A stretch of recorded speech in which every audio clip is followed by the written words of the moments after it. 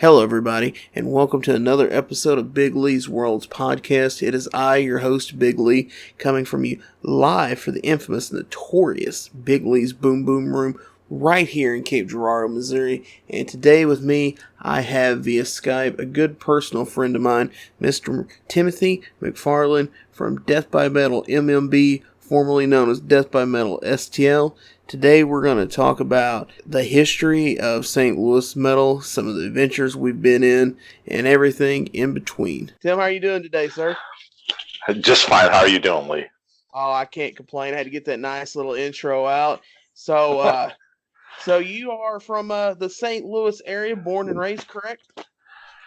Yes, sir. Yep, from St. Louis, Missouri. Awesome. So now, when was the first time we met? Do you remember? I think it was at a Butcher Baby show, and I think it was at Pops. We started talking. You had your tickets. We were inside waiting, and I think that's the first place we met. But we started meeting more often at different shows, and we just took it from there. So. Yeah, it seems like that was a time when St. Louis was getting a lot more rock and metal shows. It seems like the trend that we'll get into here later in this is the kind of the trend of St. Louis with rock and metal shows and things of that nature. But and how your company has been influential in trying to get that St. Louis back to that scene that it used to be, 4 or 5, even up 10, 15, 20 years ago. Yeah, so we met at, like I said, the Butcher Babies. I remember there was not many people there. No surprise, right? No, it was on the side stage. I think it was one of the very first shows there. And it's kind of cool to see a band that's progressed like that. But at the same degree, it was there was nobody there. I mean, was it like 40 people or something? So. Yeah, if I remember right, I think it was Butcher Babies and a Pole and a Burning Body. Yeah, this is the first time I ever seen them too. Yeah, because it's and see, that's what's amazing to me is I love Pops, I really do, and I love seeing shows on the side stage, and I don't think that bands take advantage of it enough to get booked there. I think they'd rather go to some other places that they may. I don't know. I guess it's the concept of if you play a smaller room and it's more packed, it feels like it's a big sold out show versus a legacy place like Pops, to where you may be on the side stage at Pops, but you're not got that I sold out a 200 cap room. It's I play at the legendary Pops. So I feel like it's kind of a what's the word I'm looking for here? Kind of like a give and take almost. Yeah, it's kind of weird. I mean, you make a great point because so many bands come to St. Louis, but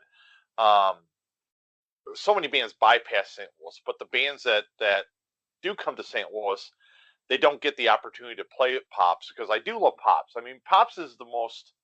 I've never had an issue at Pops.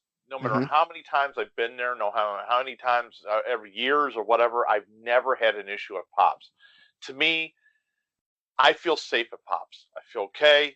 I go in, watch a show, come out, bada boom, bada bing. It's great sound. It's great everything, So, yeah, it's one of those things. It's just like Pops has such a reputation for being on the east side, but I don't think people realize like Pops has its own like security team, things of that nature. There, no other venue in St. Louis really has that. And you're one of the people that can attest to bad things that happens at venues. Absolutely. I think that's something that Pops, did they have security when my incident happened? Did they have security then or no? At Pops? Yeah. Did they always have? Yeah, Pops has always had their own security force there. It was kind of weird because it was like I'm a big advocate, and I kind of spoke my mind about having security because it's just not me.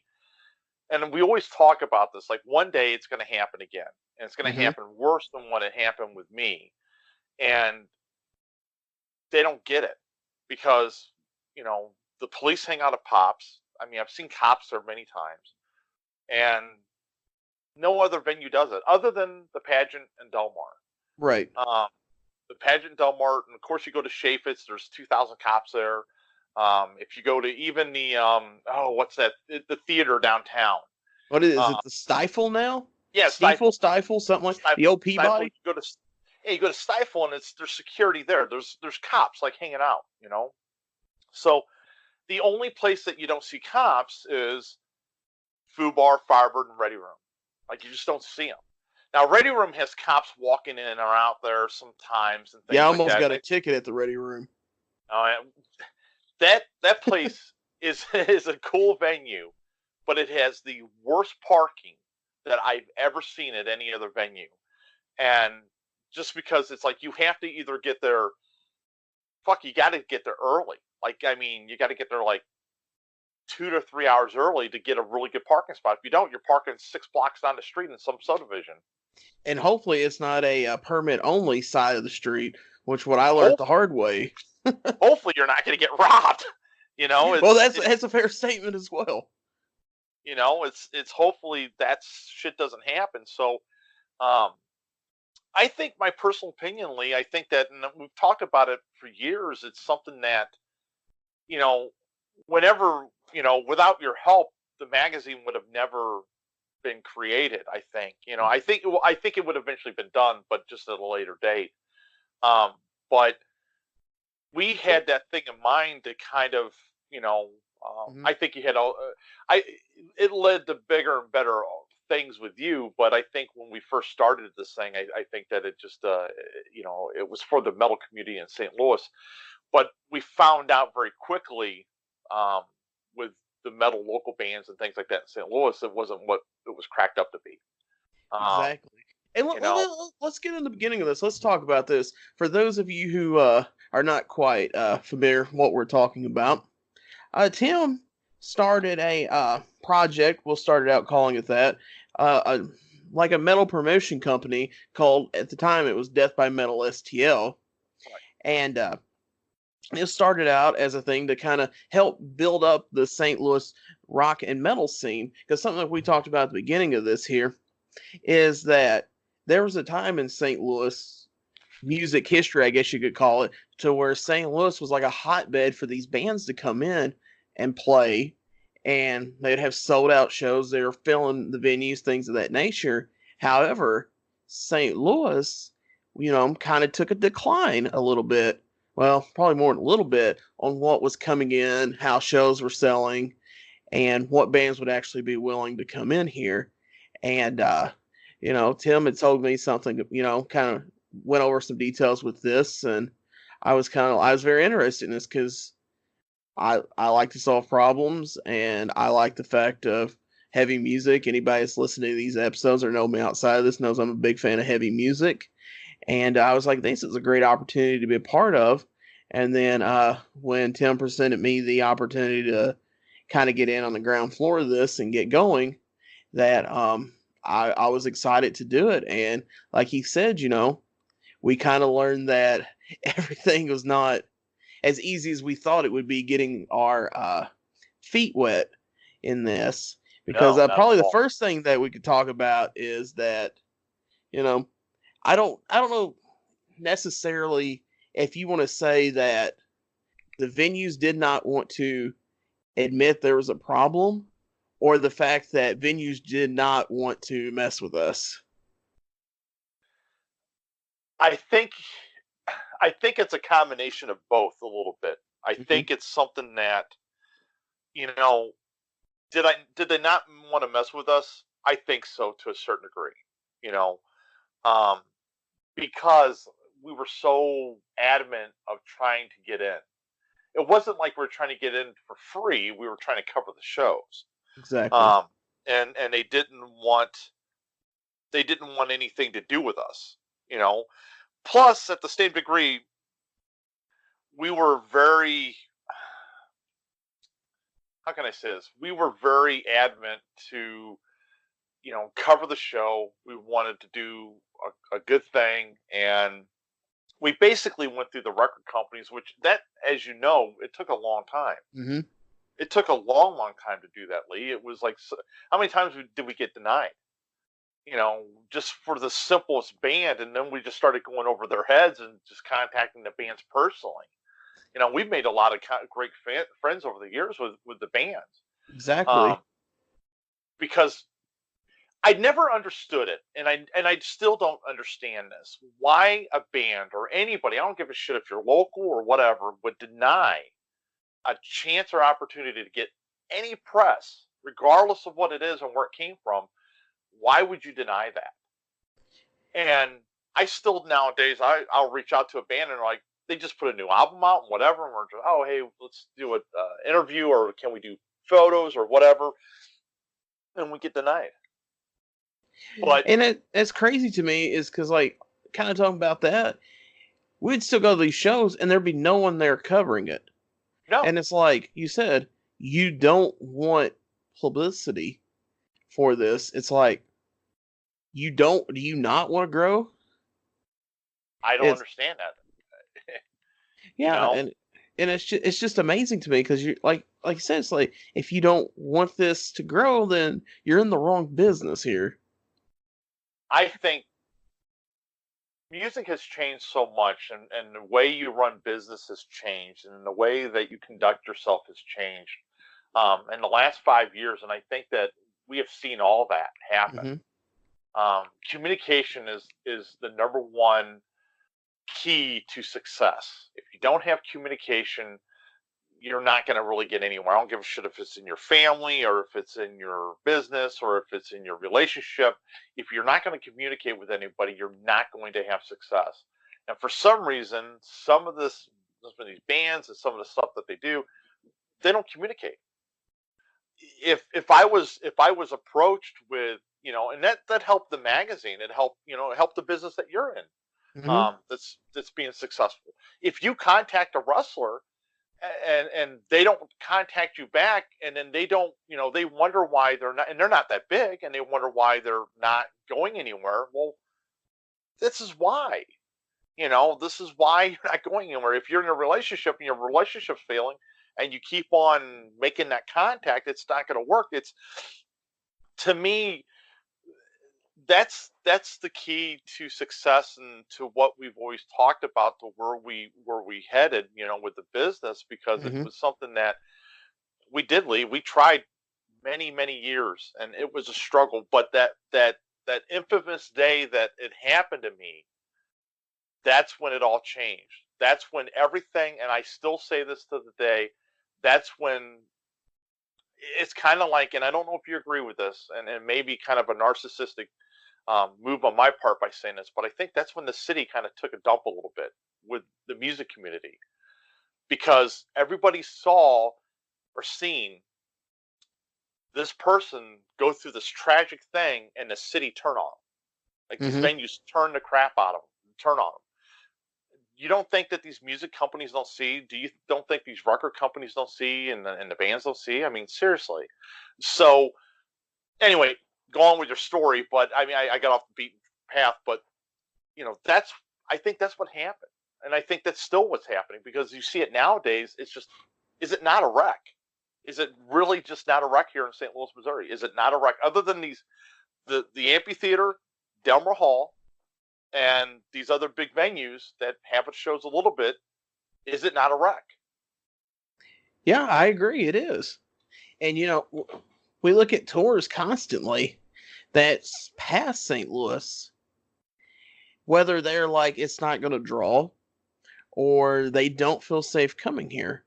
Now, I do think that one of the things, like, when we started this back in the day, and I still feel this way to today, that one of the big problems with St. Louis is I don't feel like enough of the local scene supports the local scene, if that makes sense.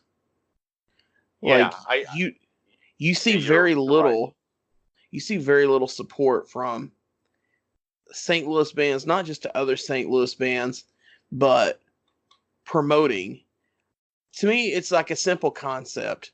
Yes, you have a band, and your band gets booked on a show. You need to push that show to help drive ticket sales, whether you're a pay to play or you're just trying to get more people in the door to find out about you, move some merch, stuff like that. Well, to me, also, it's a concept of it's like if you're in a band and you know another band that is playing in town or is a local band has a show, it's a similar style. You share a similar fan base and you're not on that show, you should be out there helping promote that show, helping, kind of a swap or what's the word, bartering of sorts. You promote this show, and then I'll promote this show for you.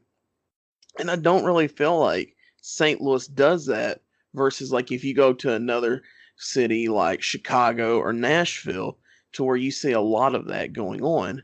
And I think that's one of the things, like if St. Louis would actually start getting more support behind it. And I think that would really help it. Because I believe, here's the thing, I believe people in St. Louis area, they have the ability to support things. I mean, look at your hockey team, for example. Halfway through the season, last season, y'all were like scraping dirt last. And then y'all ended up winning the Stanley Cup. And you see that city pull together. Oh So yeah. if they can do that for hockey, you can't tell me that they can't do something like that for their music scene. Especially like, because if you look, like you can see there's take the hockey for example. To me, there's a very linear strategy there, sorts of like the people that you see promoting the hockey team, you see them in bands and things like that, and they'll push the hockey, but they're not really pushing the bands, which is crazy to me because if you look at other scenes or other scenes, I was gonna say other flavors of music there. Like you look at like St. Louis hip hop, for example. You see these hip hop artists in St. Louis. They're out promoting, they're out pushing, other rappers, things of that nature. And this is something like I've talked to you about before, when we were starting this and even going forward is, maybe the St. Louis metal scene needs to look at the hip hop scene and see how they're supporting each other and pushing it. And they need to take notes from it as well and start doing that as well to help grow their scene and help get some of these more shows that'll come in and that bands that people aren't getting to see. I I agree. I've always said that hip hop and even country, Mm-hmm. um, they support themselves, support other bands and genre or in their own kind. I mean, uh, to 100% way more than what metal does. I think a lot of the problem is and I've said this before. There's way too many metal elitists. Mm-hmm. The venues have let these people run amok, and they didn't stop them. And I think some of the venues are ran by metal elitists, and they don't give a shit. They give a shit Right. about what they want to give a shit, but they don't give any. They don't care about what happens in the scene itself. We have some of the most phenomenal local bands, Mm-hmm. and I hate saying this, but they're doomed.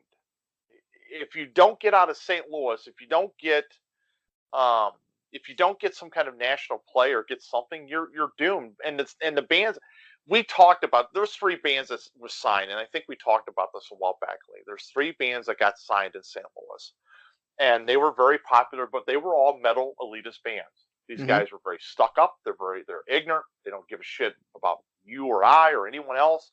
They don't give a care about the scene itself. But they all got record labels.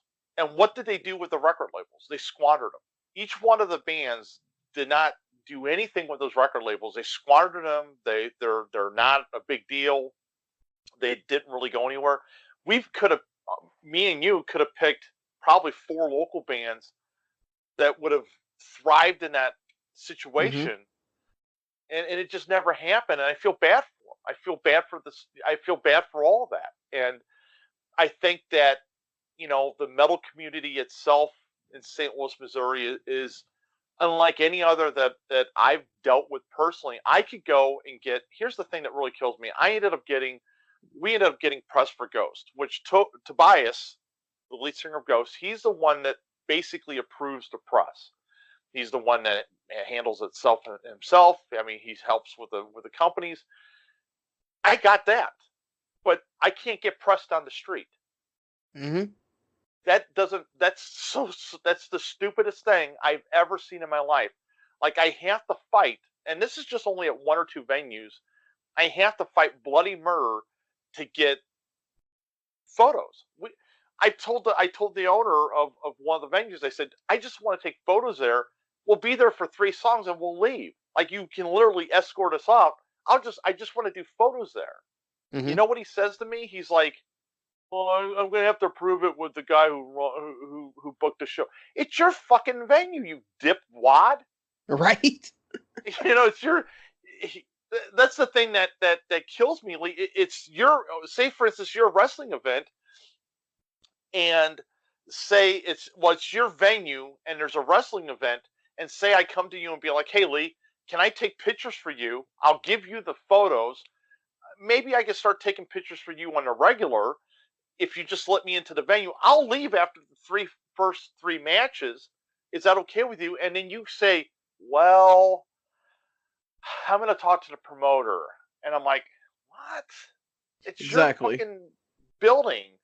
You know, it doesn't make any sense. So, I mean, that's what's wrong with the community. That's what's wrong with stuff. And I'm not saying that this is the only state that's ran like this, but there's a lot of states run like that. But Lee, what's it going to come to the point where we're not having anybody show up?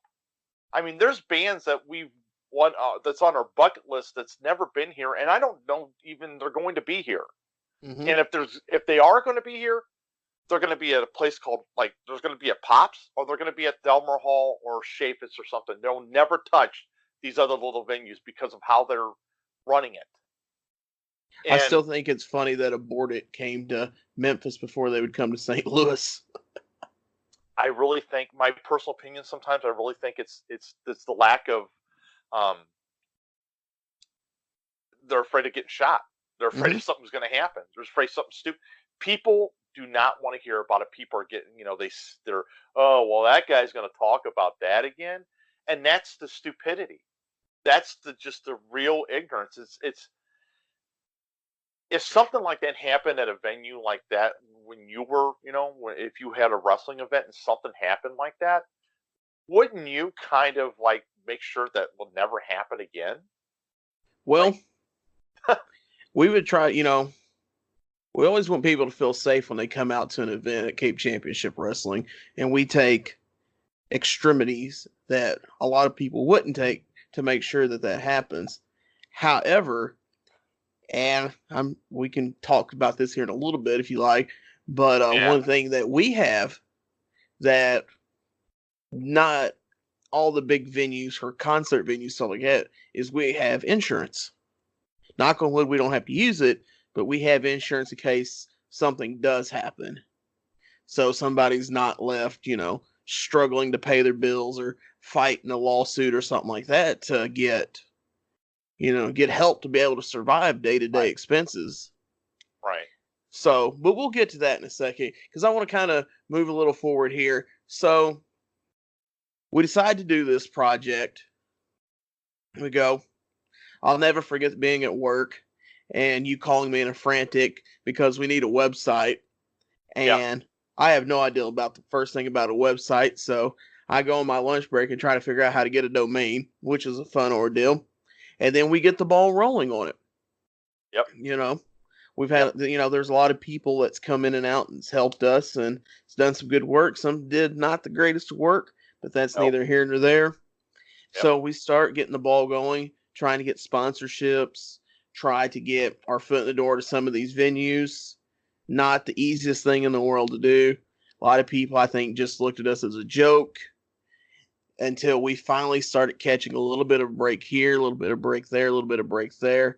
yep. One of my I don't know if I want to say favorite memories, but one of the memories that I have is us covering Warp Tour from the initial headache of trying to get approved to get in Yeah. through all that fiasco, getting a photo pass, and then them telling us that since we didn't have a full-fledged camera, we couldn't go up front and take photos, even though Yeah. we're a digital site.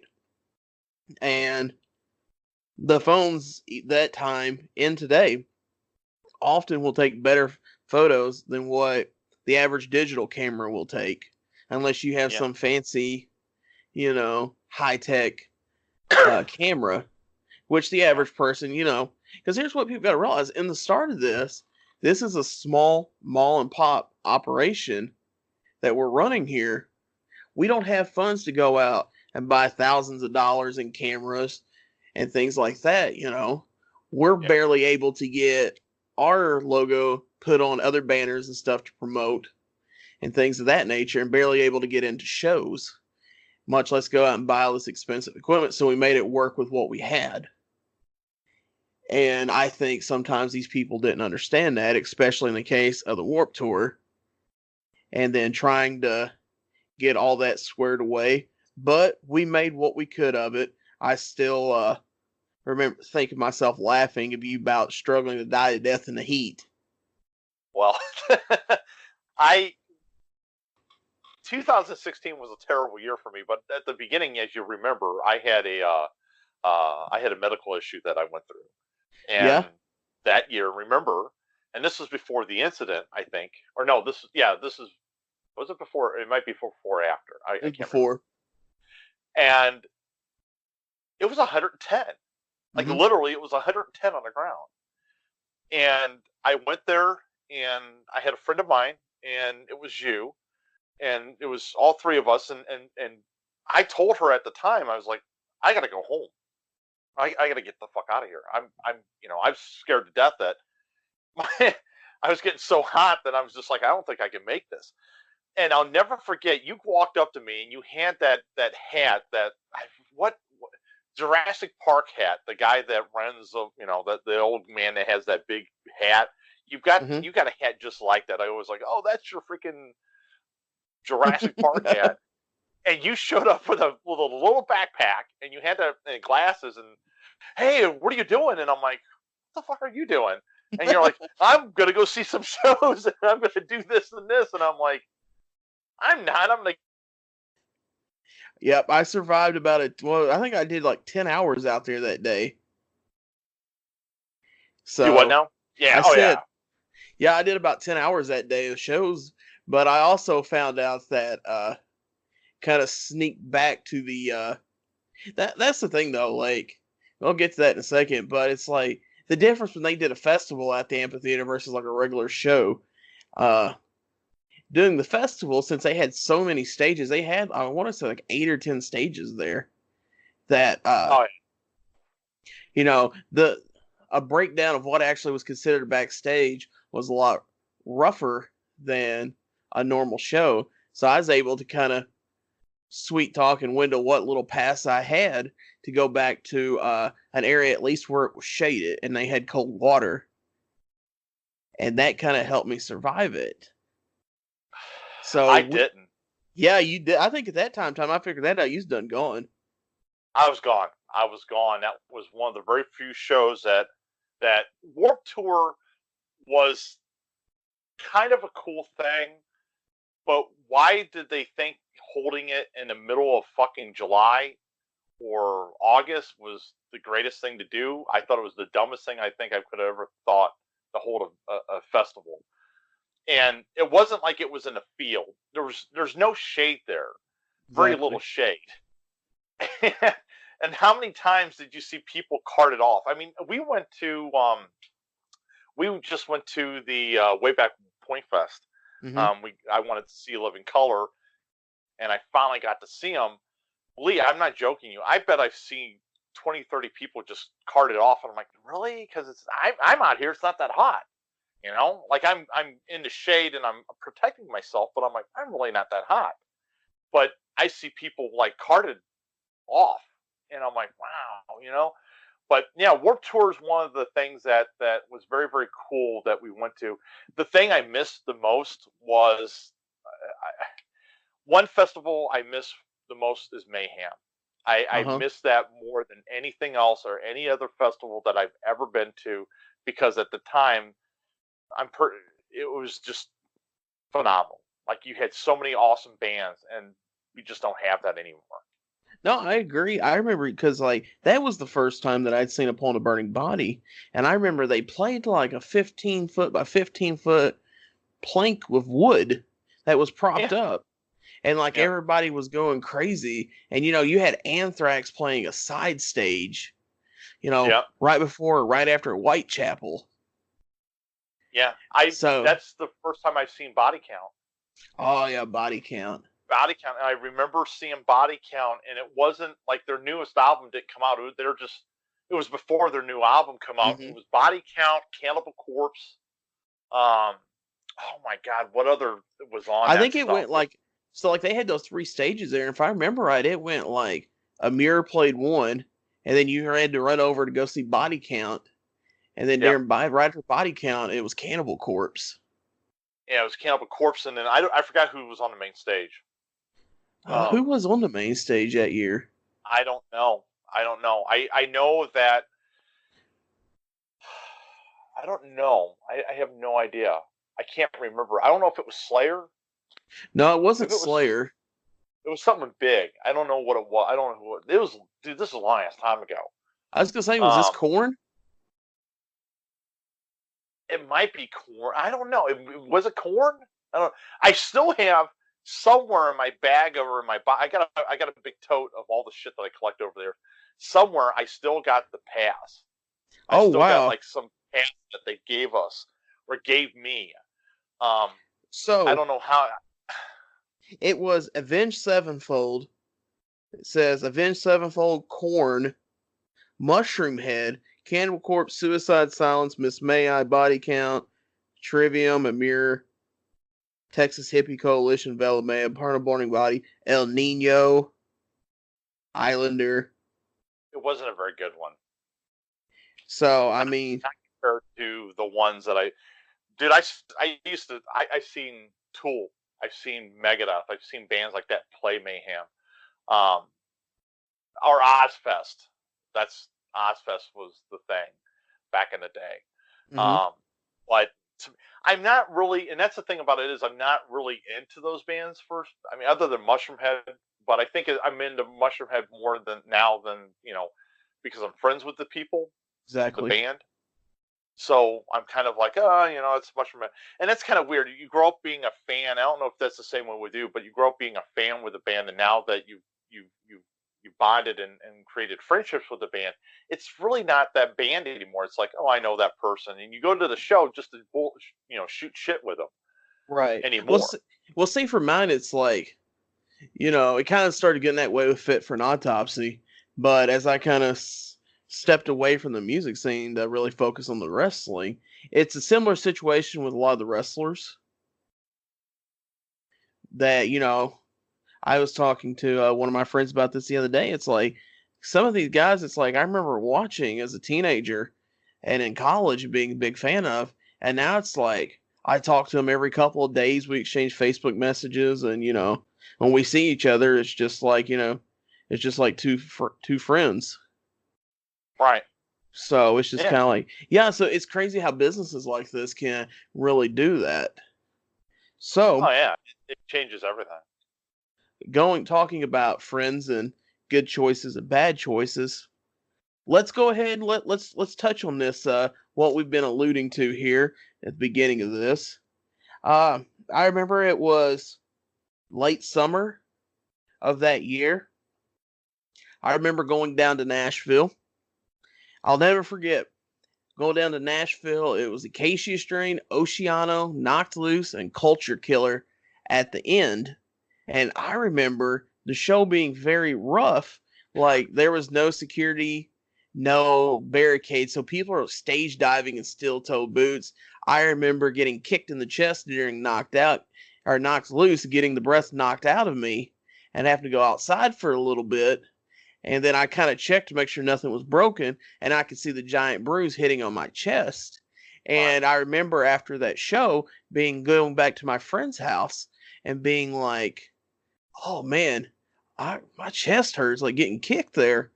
Right. And I stay at my friend Jana's house, and I was like, tell her, I was like, man, my chest kind of hurts, and I can see the bruise, and I'm getting ready to take a picture, and I'm getting ready to send it to you, and then I go to pull up Facebook to send it to you, send a Facebook message, and then I look, and then I see a picture of you in the hospital, Yeah. and I'm like, man, I'm trying to send this guy a picture of me getting hurt at a show, and he's already trying to one up me here. always trying, always trying to one up you. I was in your shadow the whole time. Yeah, I, he's just trying to one up me here. I, I'll tell the. I've always wanted to talk about this and just say it all, and Okay. I've always held back, Lee, and I have said the truth about a lot of it for 3 years. Um, when that happened, I tell the story 100 times of the beginning. Two guys walked in, they pushed a girl down, I helped her up a little bit. I walked outside to see what was going on after them, and the next thing you know, was it 90 something bullets were shot or whatever it was. I think it was like the one detective told me it was 94, 95 bullets. Um, and I got shot twice in the leg. One ricocheted off my shin, the other one went through the top of my knee, rattled around a little bit, and went out the other side. And it was 45 minutes I sat there before they took me to the hospital. And when I was in the ambulance, they said, "Hey, where do you want to go?" And I'm like, "I don't fucking care. I don't care where I go. Take me somewhere." "Well, you got to pick." "Fucking what's closer?" "It's SLU." Now, backs up a little bit when I got shot. It was lights out, dude. For the first 20, 30 minutes, that was like lights out. Like I couldn't, like I was going to pass out. My anxiety, my adrenaline. They told me not to pass out. The people that worked there that night were phenomenal people. Um, there's not enough thank yous and whatever that I could say for the people that were working at FUBAR. They did everything they could to handle the problem. But once I was in the hospital, that's when shit broke loose. I was there. They took me to SLU Hospital. I sat there. I talked to the owner of FUBAR. I said, "Hey, come up." He came up. He sat with me. But the reality about it is when I came out the next, they released me 3 o'clock in the morning. They gave me some aspirin and said, "You know what? You don't see any bullets in your leg. You're good to go. Your blood pressure's fine." Because I was freaking out about my blood pressure. I was like, "Oh, my blood pressure's going to go through the roof. I'm going to die." Mm-hmm. But not. My buddy Steve Jones took me home, him and his son. I woke up the next morning, and the flood of phone calls. I had so many people say, "I need to help you," or what do you want me to do? And they started a GoFund for me. And so many people reached out and gave me money. And that was absolutely beyond. You don't see GoFunds anymore, regardless of. I don't care what happens anymore. You don't really see any. That was. I think it was kind of like a fad. Um, but so many generous people reached out and they tried their best to help me. Now you have those people call you up. Everybody that listens to you to this, everybody has been in a situation at one time or another. You have people going, "Hey, I'll help out." They won't help you out. They're just saying that to say it.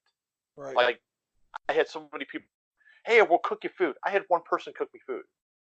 Um, it was an amazing outpouring of just people just trying to help. People calling me like, "What's going on? If you need anything, please let me know." But later I found there was 2 GoFunds made that night. One for the windows on the venue that got a lot of attention, and one was for me that didn't get a lot of attention. I didn't understand that because there was 4 or 5 other people that got shot that night there. I don't know why that happened, Lee. I just don't get it. Mm-hmm. It took me, how long did it take me, Lee? 6-7 months to walk again, Right. to just kind of get my bearings. But that's not the worst of it. So, of all the trauma, going back to the doctors, the thousands of dollars worth of bills, PTSD kicked in. I don't know anything about PTSD. I don't know what the fuck that is. I never knew what that was. I never had that. I had some emotional issues, but I think a lot of that was just me being a jackass. I've changed a lot since we've met. But it kicked in. And I tell people all the time, whenever I talk to them about this, the shooting, I mean, thank God it wasn't in a vulnerable place, but that's not the thing that scares me. It's the PTSD that scares me. It's the nightmares. It's the staying up till 4 or 5 o'clock in the morning, not wanting to sleep. It's the anxiety attacks and panic attacks. I'll be out somewhere just normal, having a fun time, laughing, and next thing you know, my heart's racing, and I'm like, "What the fuck? What's going on? What's happening?" I never had that. I never did. And the mental aspect is absolutely more crippling than that bullet. What damage that bullet ever created, and that's what it is. I've had people turn on me. I've had the metal community turn on me. I don't know how or what kind of human being would stand and say, "Hey, look, okay, Lee, you get hurt. You get hurt somewhere. You get hurt at the wrestling place. And you're struggling. You can't pay the bills. You're jobless. You can't work because of the injury. Why would anyone turn their head and be like, you know what, I'm just going to go ahead and start digging on this guy. He's milking this. I don't get it. I never got it. And still to this day, it's been 3 years. It's been 3 years. Still to this day, people don't want to hear about it. They don't want to talk about it. They don't want to mess with it. They don't want to talk about it. They don't want to bring it up. They don't want anything. And I understand that I've got to move on. I understand I've got to do things, but do I really have to move on? I mean, it's a crippling thing that happened in my life. Do I, can I heal? Is it okay to heal, or is it not okay to heal? And I've lost friendships over the years from this. Oh, you talk about this too much. Stop talking about your shooting. Just get over it. Yeah. Am I wrong? I mean, what the fuck? What do we live in? What kind of state of shit that we live in? The person that promoted the show, that booked the show, that person never did. He reached out to me months after I got shot. It's not his fault. It's not my fault that you got shot. But you booked the show. It's not my fault. The guy who runs the place, been extremely nice. He's been everything that I could ever possibly think. He's been nice as can be. But then I find out they're just digging on me. Mm-hmm. I have so many people that dig. This situation of getting shot is a very traumatic thing. No matter who I tell or how I tell it, and what story that what version I bring up as far as how much I want to talk about. And I don't want that to be the focus of this podcast or anything, but I mean, to me, if I was a 15-year-old kid and you told me, hey, you're going to get shot at 45, 45 years old, you're going to get shot, dude. I mean, Right. We could say this for people that are 15, that's, hey, you're going to die at your 20, when you're 20. You don't never know, but I would have never imagined this. It doesn't exempt me from anything, but at the same degree, the way it was handled, I'll never forgive people for that. I never will. I never, until the day I breathe my last breath, I'll never forgive how people just act like the jackass and turned on me, because it's like, I wouldn't wish that onto my worst enemy. There'd be no fucking way. I would never, when you're really, really mad and I think that's the worst thing when people get really, really mad. They act like a 12-year-old. They say things really stupid, like really, really dumb things. Oh, I hope you die or whatever like that. No, you don't. You don't. So yeah, I've reached out. I mean, when it happened, I reached out to everybody and their brother. I had some amazing people reach out to me, some amazing bands reach out to me, just so many friends that just absolutely did whatever they could have done. People that donated money. The one person that donated food, I will never forget her. And regardless, I just absolutely, there's not enough thank yous in my life. But for some reason, again, this community let the metal elitists and the hipsters run it. And whenever you do that, that's lights out. That's it. It doesn't matter. They've got it in wrestling. It's an enemy. It's in your workplace. There's people like that. And when you let these people run that, that's it. You're going to sink the ship before it even sets sail. Right. And on top of that year, I had a stroke. I used to weigh over 300 pounds, and I think 320, 330 what I weighed, and I smoked 3 packs of cigarettes every day. I drank a little bit, you know that. And I had a stroke, and it killed me. And it was a wake-up call. And then 5 months later, I got shot. And I remember telling the ambulance driver, I was like, I had a stroke 5 months ago. And he's like, well, you're not having a stroke now. And I said, well, I'm going to have a stroke. And he goes, you would have had it by now, bud. I'm just letting you know. And it was something. But, it's one of those things that I always, anybody's asked me about it. I tend to forget that, you and I are a lot closer than a lot of people, and some of these people I've talked to. So anybody that's initially asked me about it, I've always told them, I was like, well, he's like, well, how did you feel about it? I was like, well, I personally didn't feel sorry for him because I invited him to go with me to Nashville, and he decided to stay there instead. So, I actually was working the show. I was working shows, and I don't know if you remember, I was working shows, and I was doing load-ins. Remember that? I remember. Just to get in the venues. Right. Now, I remember, actually, I don't know if you remember the exact details of it, but I remember you just telling me that you were staying and helping out to do security and load in, and you were going to get paid $10 an hour for it. Yep.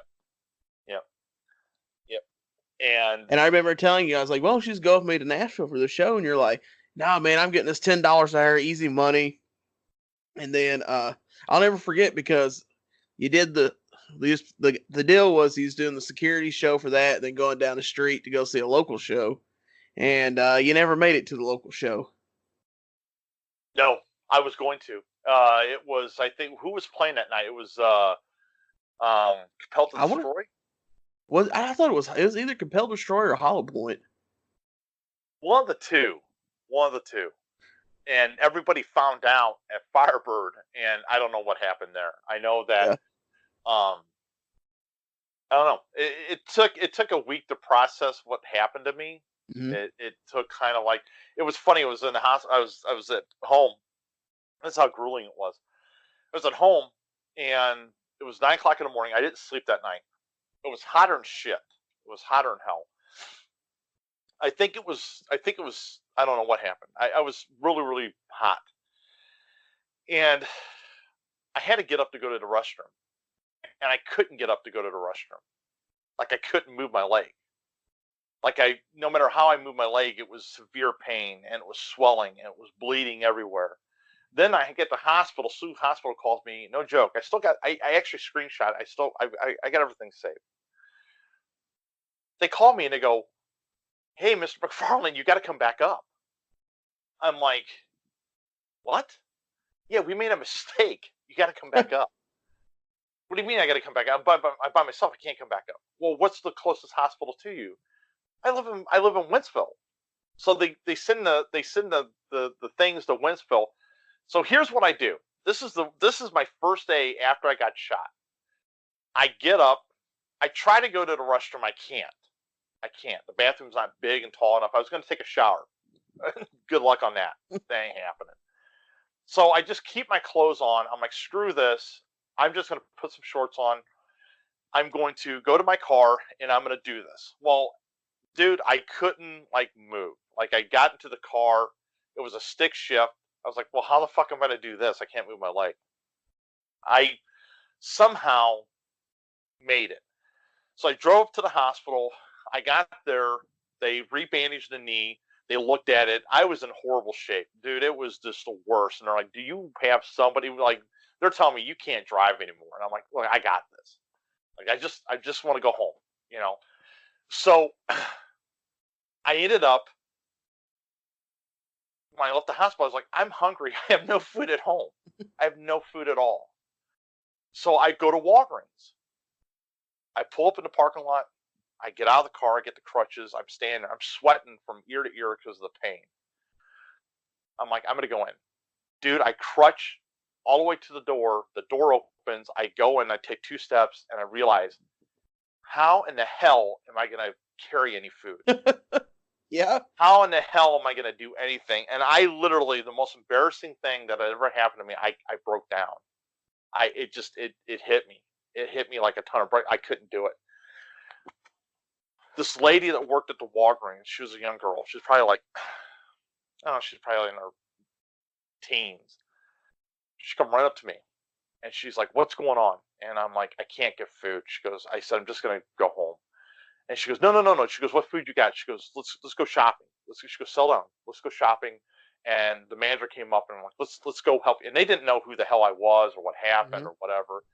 I explained to them at the while we're doing this what happened to me. And they walked the aisles and helped me shop, get my food. And that girl, this is not a lie, that girl followed me to my house and dropped my groceries off for me. And stuff like that, that's what meant, that's what helped. That's what I needed. Right. So, long story short, it's been 3 years. I still have progressed. I still have knee problems. I still have pain. I still have, supposedly I have one surgery that needs to be done on my knee. I just can't keep on pushing it off a little bit. You know, things are a lot better than what they are, but I still have the PTSD, and I still have that. I probably will have that for a little bit longer. They say it goes away eventually. It needs to go away. It should have gone away years ago, but it's not that simple. But anyway.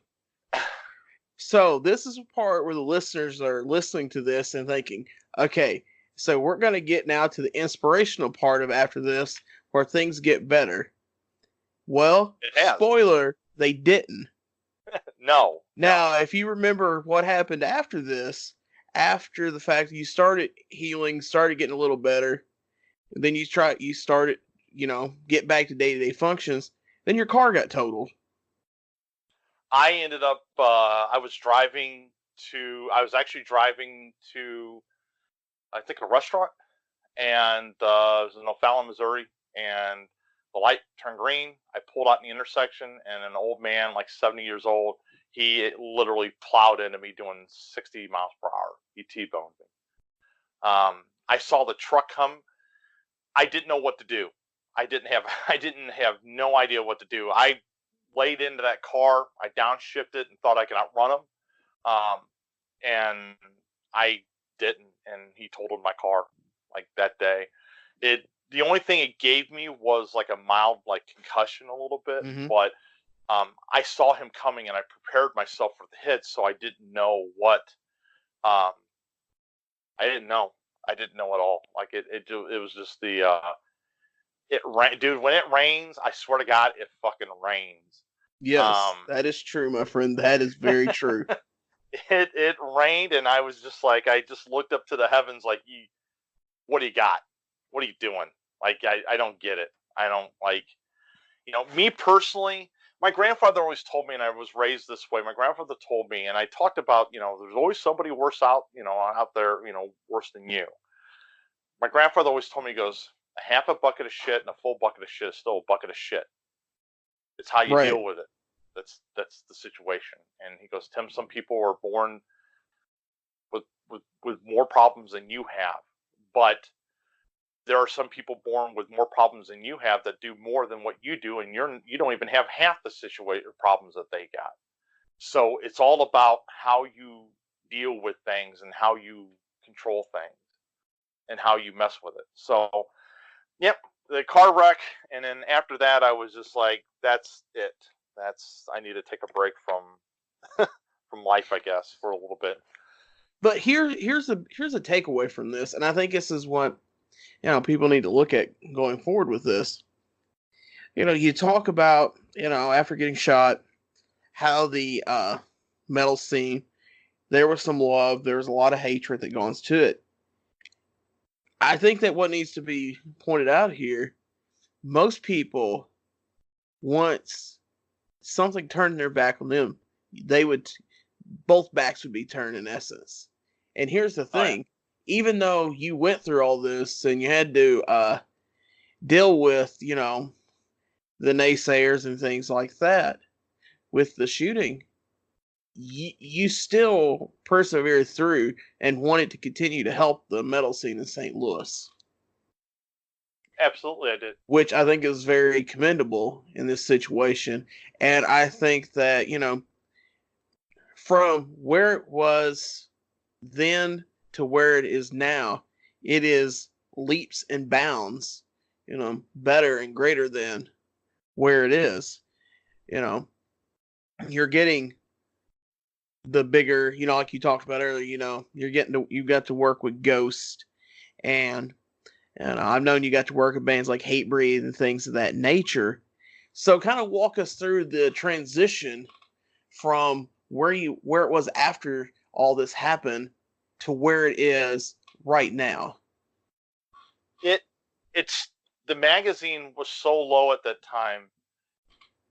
We were struggling. We were doing load-ins for bands like Devil Driver and Thyroid Murder and Black Dahlia Murder. But along the way, we were making friends. And Deicide. Uncle Glenn. Glenn. The magazine progressed.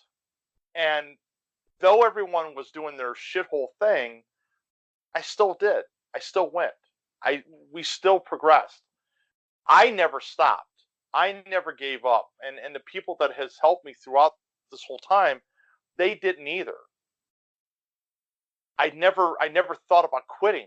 At the time, obviously you go through doubts. No matter what you do, you're going through a doubt. But it never stopped. The magazine never stopped, and we ended up getting interviews with Dave Ellefson from Megadeth, and we got, with King Diamond, Matt Thompson from King Diamond, and it kept on getting progressively bigger and bigger and bigger, to the point where the bands knew who the hell we were.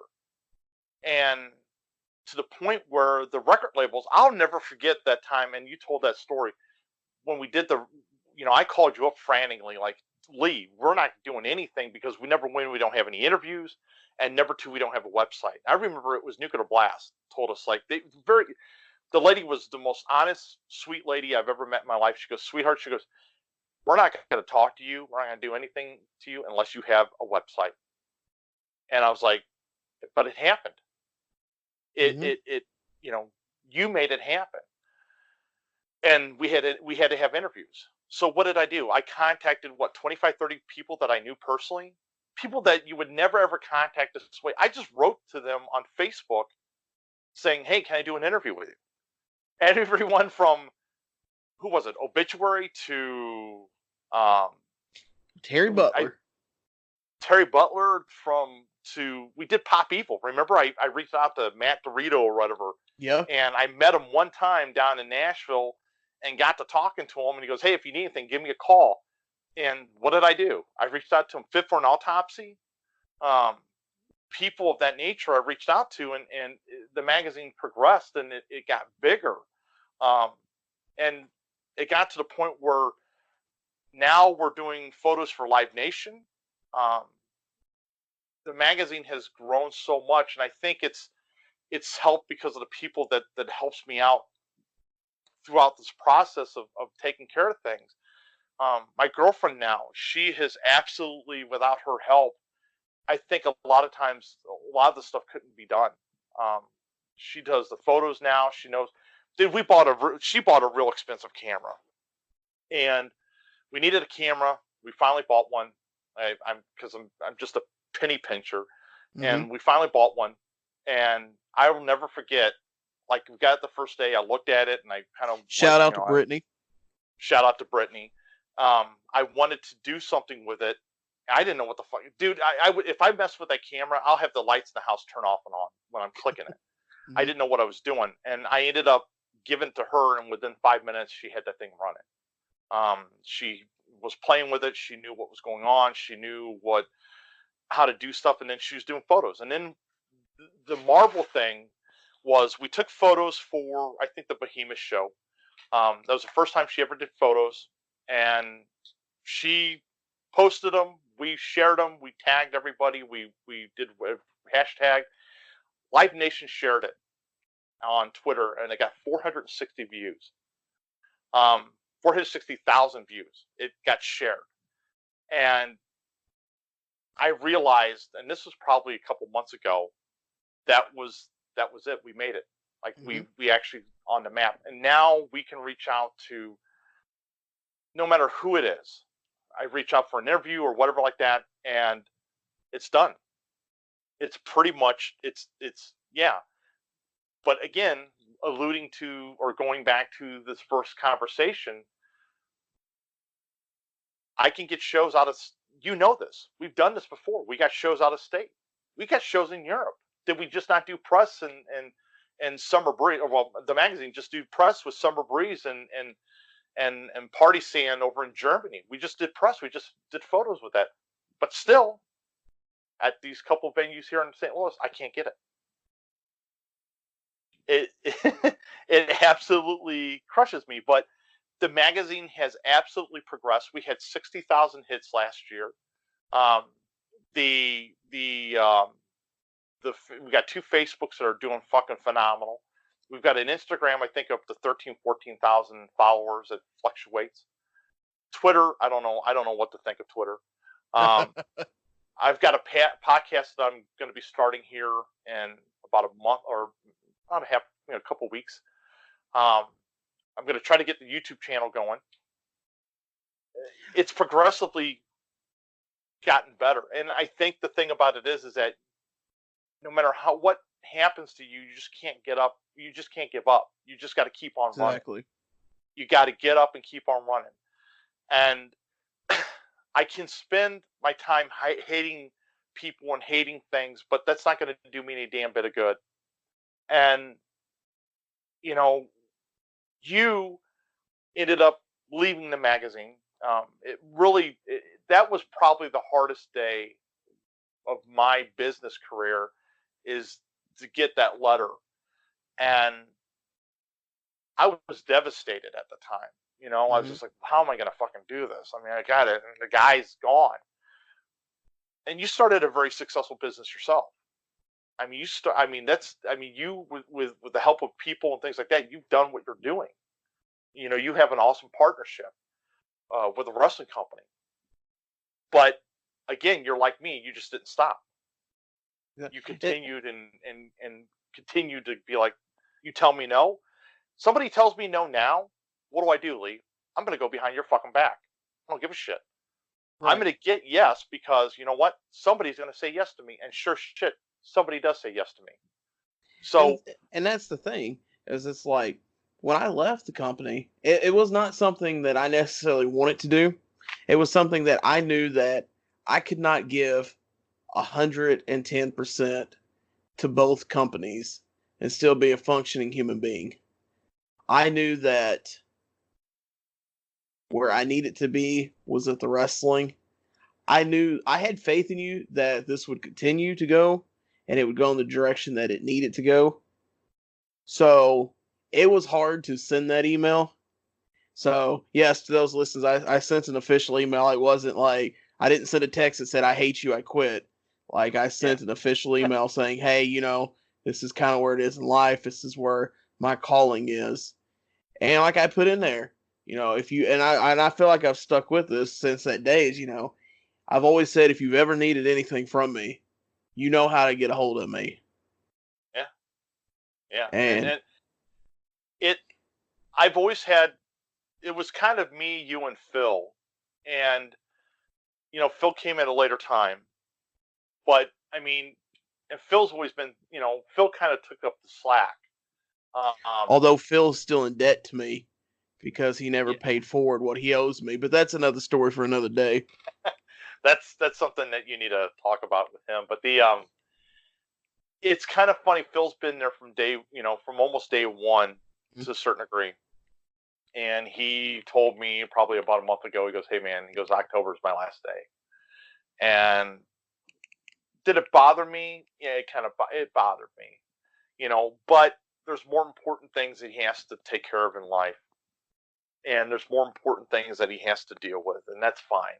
And I've been running the magazine for the most part. I've been doing it, by myself for the Mm-hmm. last month or two. And it's very easy. It's pre-scheduling things. It's taking time out of my life to do stuff like that. But it's just pre-scheduling shit and just kind of just like, okay, well, I'm just going to go ahead and do this because this needs to be done today. And then I'm actually ahead of the game. And we started doing booking. We're booking bands. Um, we promote bands as much as we possibly can.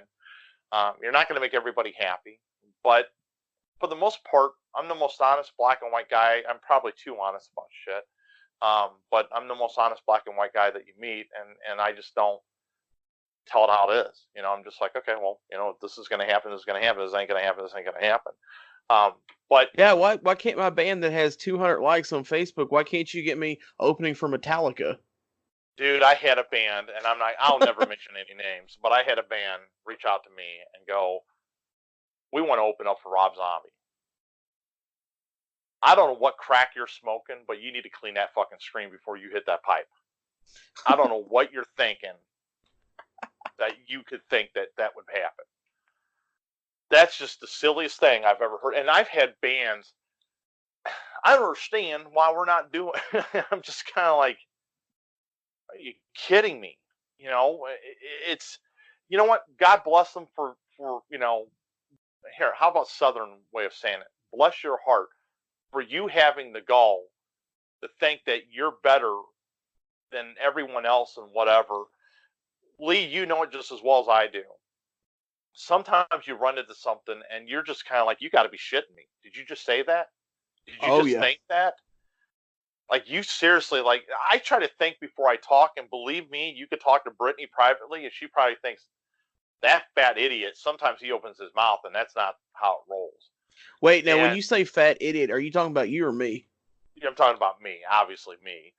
So it's just something that I try to watch my words. I try to watch what I say. I try to back it up as much as I possibly can with my what I'm doing. But I mean, some of the people that I run across and some of the stuff happens. Um, I just don't understand the logic of it. I don't get it. Mm-hmm. And it's all communication. It really is. It's all communication. I tell bands every day, I'm like, you can do this. Like, you fucking look, why can that person do it and you can't do it? Don't give me any bullshit. You can do it. It's not up to me. Just because you hire me doesn't mean that you're going to get to that point. You got to help yourself get to that point. It's like someone addressing a problem with somebody. Like, hey, you've got bad depression. You need to pull yourself out of depression. That person shouldn't lean on that other person that told you that. Person should lean on himself and be like, you're fucking right. I need to get out of that depression. It's the same thing with the band. Hey, you want to play with Rob Zombie? Then fucking do it. Work your ass off and fucking do it, and let people help you, and use those people as stepping stones to get where you need to get. And But that's don't ever exactly how expect to a do it. handout. No, when a wrestler comes up to you and go, "Hey, Big Lee, how do I get on that main stage or main act, or how do I wrestle on WWE?" and you're just going to tell them, "Well, what? I have a feeling you would tell him, dude, I'll help you as much as I can, but you need to use me as a stepping stone, and you need to climb as hard as you can climb, as fast as you can Exactly. climb. You know, one wrestler she's on her Facebook, but remember, was her Sarah? I think it Yep. is. Remember the day she was wrestling out? I think she was wrestling in someone's backyard at one time, and that was years and years ago. And what happened? That girl did not stop. Like, that was like one day, now she's on WWE, and I'm just kind of like, that's the testimony of people, achieving their goal. I feel that anybody can do anything, and just can't stop. You just can't, you can't afford to stop. That's Mm-hmm. not how things work. So, I mean, this is just normal life. This is just normal life, struggling and progressing, and bands or businesses, and God bless them all. They work their asses off and do what they got to do. But I mean, it's just some of the shit that I hear. I'm just kind of like, I don't know if you know what the fuck you're doing. Like, maybe you shouldn't be doing this. Exactly. So it's just, you're not cut out for the business. It isn't a hobby; it's a business. You told me one day. You told me flat out one day. You said, it's not selling out, Tim. You're buying in. Yep. And I will never forget those words. And I did. I bought in. I went to Live Nation. How many years is this? 2 or 3 years. I went to Live Nation, and what did I do? I begged, clawed, struggled, did whatever I had to do to take pictures at their venue. And what happened? I ended up taking pictures at their venue. And I can reach out to Live Nation for any event. I don't care if it's country. I don't care what it is. And I can get the photos. And it took, how many years did it take? It took, what, 4 years? 3 or 4 years to get that? Yep.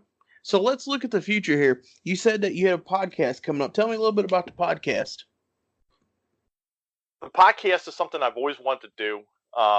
It's not really music oriented. It's going to be focusing on stuff that I want to talk about. Kind of like what you're doing, but to me, it's more sports, more life. Talk about music as well, but talking about horror movies, all sorts of shit. And just basically things of that nature. And I've always wanted to have a podcast like that. I want to make it. I wanted to make it friendly to the point where I can interview, or not interview, but talk to, actors and celebrities and sports stars and all that stuff without them being intimidated from the name of the magazine and exactly, yeah. Metal. So I made up a name that I thought it was appropriate. I thought it was good, and I shared it with you. You're the first person that heard about it. If you tell me it's going to be called Tim McFarland's World. You know what? It is, and it's me with a beanie on and kind of like with a world and yelling, and it looks just like yours, but it's me. So but yeah, it's something that, like I said before, it's something I've always wanted to do, and I've always wanted to get into it. It's going to be called From Beyond the Noise, and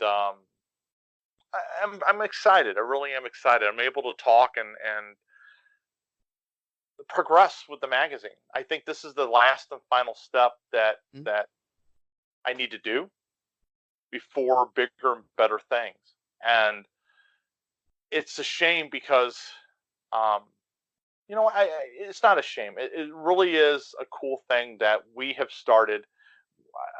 You are one of my closest friends. I've always said that. I don't know why we just clicked. We've been to so many shows together. I think it's because we both have a face for radio. Yes, we do. And I think you are one of the people that I've gone to shows. I've never been so mad at a human being that I am at you at times when we went to shows. And I was like, I knock your fucking teeth out. I was just like so mad at you at times. But then again, there wouldn't be enough to have me push you away because you're that kind of person. Mm-hmm. But you did what you wanted to do. You didn't give a shit about anyone else. You're doing what Lee needs to do, and you did it. And you got pictures with people and bands, and that we used to be. And I remember the phase that we went through. Like getting pictures with band people. Right. And I think I'm gonna let you tell the story real fast. But there was one individual band that we were down in Tennessee. Oh, dear We God. wanted to get a picture with this guy, Oh, and it took a year and a half oh, later, we Lord. got the picture. So, I actually wasn't going to tell this story, but I'll go ahead and tell it. So, Tim and I went down to Clarksville, Tennessee. So, for those of you who are not familiar with the area, Clarksville, Tennessee is on the Kentucky-Tennessee border, roughly about an hour before you get to Nashville. And there was a venue there called the Warehouse, and we went down to go see the death metal iconic band Deicide, or Yeah. as we referred to him earlier as Uncle Glenn's band. Yeah. Glenn Benton. I don't honestly, like, I tell people this story, like, I don't know exactly how to fully describe it. As like, the way I understand it is, Glenn got the inverted cross branded into his forehand, or his forehead, not his forehand, his forehead. Forehead. Yep. And that something like he is going to start like a suicide cult, and he never followed through with it. And when it kind of didn't fall through, it seemed like his popularity took a decline. So, anyways, we go down there to go see Deicide, and you can search the social medias. There's a pretty cute picture of me and Tim together in our well, not matching, but both had Deicide Christmas sweaters, because it was Christmas time when this happened. Because that's how good of people we are. We go see the satanic death metal band Deicide at Christmas time. Yeah. So we get these, like, the cool little ugly Christmas sweater things, and it's a very small venue. Like, I mean, Yep. so meeting the notorious Glenn Benton from Deicide was not going to be an issue. So we see the show, all that happened there, and then we're waiting to meet Glenn. And Glenn comes in back from the bus to do a merch split with the venue. And we see Glenn coming in. We talk to him for a second. We're like, I remember it was me, you, and some other people there. Me and you wanted a photo with him. The other people there wanted to get their CD signed. There's only like 4 or 5 of us there. And he's like, hey, let me go do this merch split, put the money on the bus, and then we'll come back and we'll take pictures and sign whatever you want. So we're sitting in the venue doing this. We're waiting and waiting. And we hear this loud noise outside. And then I don't remember who got up to go look, but one of us went up. Was it you? Yeah, got up to go look. And next thing you know, I was like, they're pulling out of the gravel parking area to go leave the venue. So Glenn lied to us. So I remember you getting in the car. Was in your car, or like driving really fast, trying to chase them down to see if they're going to a truck stop to be like, hey, where's our picture at? Yeah. Needless to say, we did not catch up with them. So I wrote a Facebook post calling them out, saying, hey, like, what happened? You said this. That's not cool. I ended up getting blocked from the Deicide Facebook page. So yes, you did. For those out there wondering what kind of person I am, I got blocked from one of the most evil satanic bands Facebook pages of all time because I hurt their feelings. It was, I'll never forget. Remember we went back, it was kind of like backstage, and people were walking back there, and he was smiling, getting pictures with everybody. And we were like, we were next, remember? We were next to get down there, get back there. And what happens? Some ding-dong comes up and goes, hey, you guys got to leave the area. Right. And we're like, no, wait, what? No, it's right here. And I remember us name dropping the promoter of the show at that time, and it still didn't matter. No, it did not matter at all. I was like, you gotta be fucking shitting me. This just fucking happened. Mm-hmm. And we were blitz pissed. Remember, I don't know what time it was.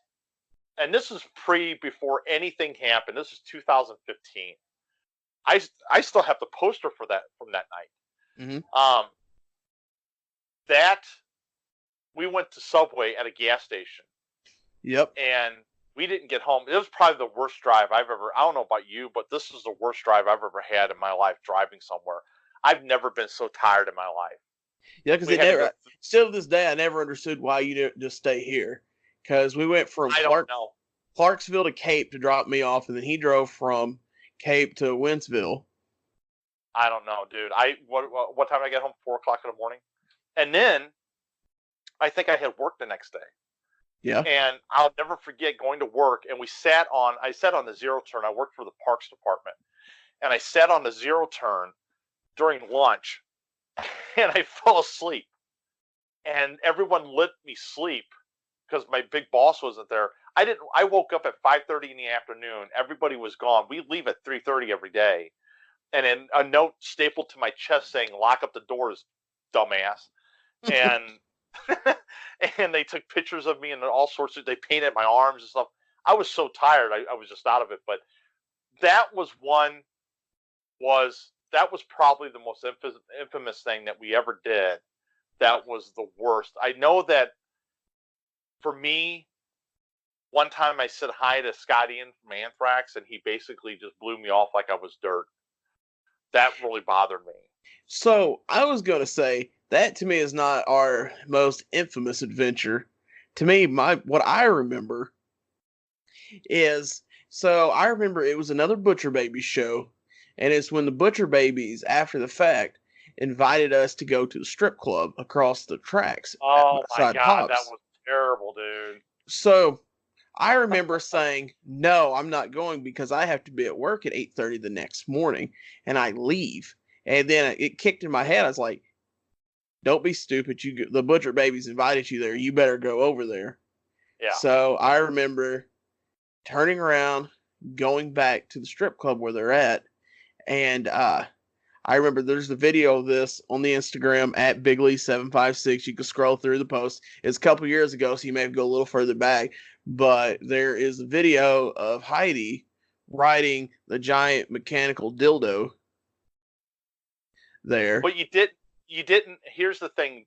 At the beginning of the show, or at the end of the show, remember Heidi coming up to both of us? And she gave me a titty twister. She did. But what did she say to us? She goes, "What are you guys doing?" And we're like, "We're about ready to leave." Mm-hmm. No. You got to go to the strip club with us. You got to go to the strip club with us. I'm like, that's why I convinced you. I'm like, don't be stupid. We're going to the strip club with Heidi. Now, I don't know what I was thinking. I'm probably something stupid. But why would I turn that down? I was like, right. We're going to go to the strip club with Heidi. Come on, Lee. Come on. So I remember us getting there, sitting at a table with them. She went to go ride the giant mechanical dildo, and that was pretty well the end of them that night. However, this is one of my favorite parts, because I still think it's one of the funniest things of all time I've experienced, was after that, we end up going over to a table to where some of the band members from, how do you say, Amariante? Because the singer wasn't there. We'd already met her. But the rest of the band was like kind of chilling out there. And they're like, hey, remember y'all from the show? Come on over and sit down with us. So we sat down with them and start talking. And one of the members of the band ordered a round of Jameson for everybody. Yeah. And I remember you looking at me terrified, and say, what do I do with this? And I'm just thinking, you drink it, throw it back, and just be cool. So the Jameson rounds come around to us, and they do their little cheer. I don't even remember what the toast was. It wasn't really that important to us, but we go. We all start throwing it back, throwing the shot of Jameson back. And I look, Tim has started to throw his back, and you could tell as soon as the first part of the Jameson hit his throat, he starts gagging and coughing. Yeah, and that just... I didn't really drink a whole lot. of that And stuff back then. well, that's the thing is like it's so funny is because James is like one of the roughest. It's an Irish whiskey, so it's not like the easiest thing to drink in the world to begin with. And if you're not a big drinker, it's like, oh wait, like what is it? Oh, you just feel it like clenching your throat. So it's like just kind of How, like, oh man, like it's something you got to be prepared for. And if you're not really prepared for it'll catch up with you. how many times did we see Butcher Babies? Oh dear God. How I many haven't. times did we? Now I Here's a, started. Did we start? I did. I started with the nipple tape, and I think you did with the nipple tape as well. Yeah, we started with the nipple tape. I did. Because I remember the first time I sang was with Opeth and One Eyed Doll. Was it in So, Nashville? do what? Was yours in Nashville? No, mine was at Pops. See, I was at that show with One Eye Doll because we got that interview with her later on, and I'll never forget. I sent I sent Phil up. He'll never forgive me for that. I sent Phil to One Eye Doll, and he goes, "That was the worst shit I've ever done in my life," because it was like he was asking a question, and she would answer it like, and her husband was just like, "No, no, no, honey, you need to talk about music, not like flying bats or whatever," and she's Right, going right. tangent. So anyway, that's when I seen him. But I think we stopped counting after 7 or 8 times, and we were just going. I think after the third time, a group of us, we were just going just to fucking keep the tradition of going. We didn't really Exactly. give a shit either way. But Yeah, because I know it got to the point to where I stopped going. oh, I did Just too. just because, it's a 2 hour drive each way for me to go. And it was at the fact is like, it was a fun time and everything. But at the same time, it's still a haul, and it got to the point where if it wasn't other bands with it, then it was making it rough for me to make the trip up there just for that. Yeah, it. I think that's one of the bands. I finally got an interview with them. I think how many years ago? I think 2 or 3 years ago, I got an interview with him. Finally sat down and got to talk to him and see him personally, and was with another friend of mine. And I mean, they're probably Heidi's probably one of the most nicest people, um, person that I've ever ran into. Carla, she's super nice too. She's Mm-hmm. just distant. But we ended up being friends with them over the years, where we can just walk up to them and they'll kind of look at you a little bit and, oh, I know who you are, and stuff like that. Right. But that's something, like I said before, we always went and did. And we Fit for an Autopsy is like one of those same bands. I think I stopped seeing them after 6 or 7 times. Goat Whore's the same way. I'll never forget. I talked to Ben. I'm like, the lead singer. I'm like, he asked me, he goes, "How many times have you seen me?" And I said, "Dude, I think this is the 9th time." And he goes, "What the fuck are you? Why are you doing?" He goes, "Why would you see me so?" He goes, "Why would you see us so much?" And it was like a legit question. And I'm like, he goes, "No, no, I just want to." He goes, "I'm not making fun of you." He goes, "Thank you." And he actually gave me a shirt for him saying that. But he he said, "Why did you see us that much?" And I said, "Because I'm a huge fan. I'm a huge fan." Some bands I would repeatedly see. Some bands I won't. Mm-hmm. I think Fit for an Autopsy. Um, dude, I will never forget seeing them for the first time, and it was next to the venue at the Ready Room. I don't know what that place was called. Remember that little The shithole? demo. The Demo. I saw them with Final Drive, and there was nobody there because Machine Head was playing at Foo Bar. I was at the Foo And Bar show. right, so I was at Fit for an Autopsy. They had van problems, and I actually was helping them get a van and whatever like that. That's how I started, and that was what 2013. I don't know when it was, 2012 or 13. Nah, Um, I think it was like 15. no, it wasn't 15 because it was because fuck how many albums they got out now. I mean, that was pre the lead singer, what's his name, Joe. He just joined the band, remember? Yeah, Because they because were I want to say touring here. that was 15 because right after they did that tour, they did the tour with Suicide Silence, and that was when I saw them in Memphis. See, Was it I was a think it was a couple lot. months Maybe after? I'm completely wrong, but I thought it was way earlier because they were just like, and that was just to me, that was a long time ago. That was like, wow, Hmm. that was many, many moons ago. Um, but it was like, I mean, the cool thing about it was, or cool thing about this is that we have done a lot of really amazing things. I just did my first interview with a hockey player, with an NHL goaltender. Um, the magazine's progressed, and Now, is that still like I going to said, be the first episode of the podcast, or did you already well, put the interview out? I already put it out because it just sat there too long, and Uh I huh. tried to help put it on, but it sat there too long. Now I will try to convert my interviews to the podcast as time goes along. We're going to play music. We're going to do a lot of things, um, and it's going to be a really cool show. It's going to have music on. It's going to have music on it. We're going to talk about movies. Am I going to get to come on there and talk wrestling? We're going to talk wrestling, a lot of wrestling. A lot of wrestling. The thing that we need to do, Lee, and we haven't done, I've been talking to Brittany about it, is we need to do the Days of the Dead again. Me and you, that used to be a passion of ours, is to do stuff like that. Well, the And problem is it's so expensive. well, we used to have media passes. Remember, I had media passes Yeah. to two of them, and I need to start reaching out to do those again. Um, I know Sid Haig just passed away. We got the opportunity Rest to in meet him. peace, Sid Haig. Oh my God, it was kind of cool to talk to him. I'll Hmm. never forget.